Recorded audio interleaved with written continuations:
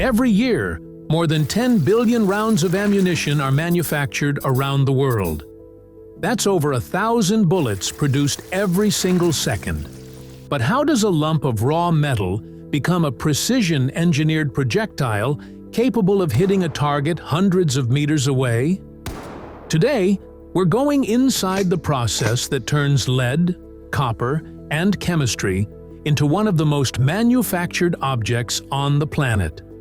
Right here on Stories Behind Everything. That millimeter-level precision is a far cry from where it all began. It started in 9th century China with the invention of gunpowder, a discovery that would go on to revolutionize warfare and give birth to firearms. For centuries, bullets were nothing more than simple lead balls, hand-cast and dropped into muskets and cannons. Today, that crude craft has become high-precision engineering, where every projectile is a small aerodynamic marvel. So let's see exactly how raw metal becomes high-tech ammunition.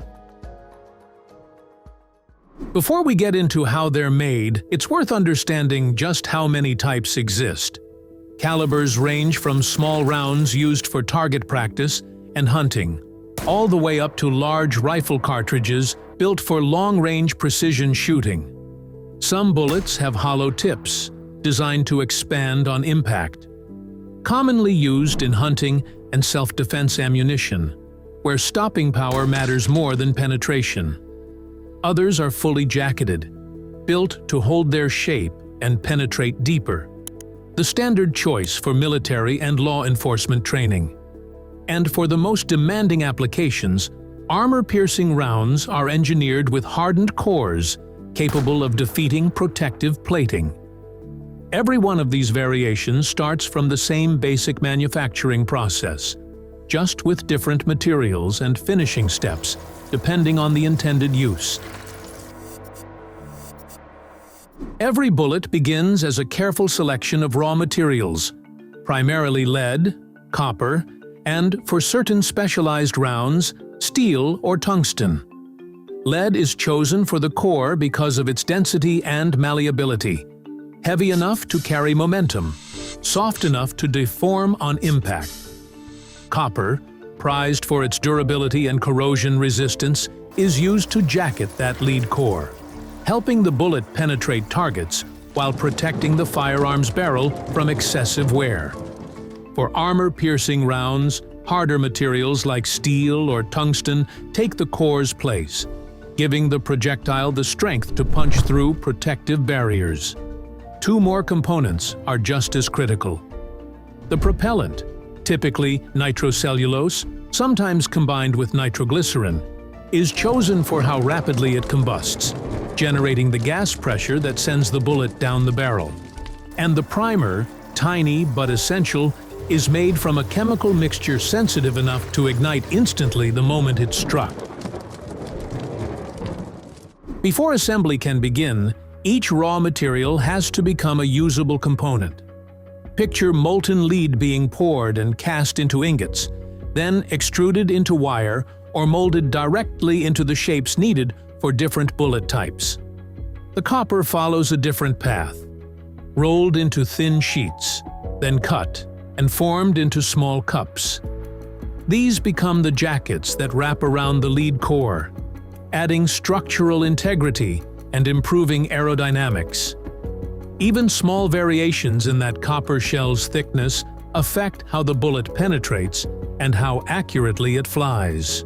For armor-piercing cores, steel or tungsten is machined with tight tolerances into exact shapes capable of defeating hardened targets. Meanwhile, the propellant is produced by chemically treating and stabilizing nitrocellulose until it becomes a fine powder that burns fast and consistently. And the primers are made by pressing sensitive chemical compounds into tiny metal cups, ready to be seated into the base of each cartridge. With every component ready, the real assembly begins. First, the lead core is inserted into the copper jacket, a step done with real precision, since it directly affects how the bullet behaves both in flight and on impact. Once core and jacket are joined, the bullet is shaped into its final form.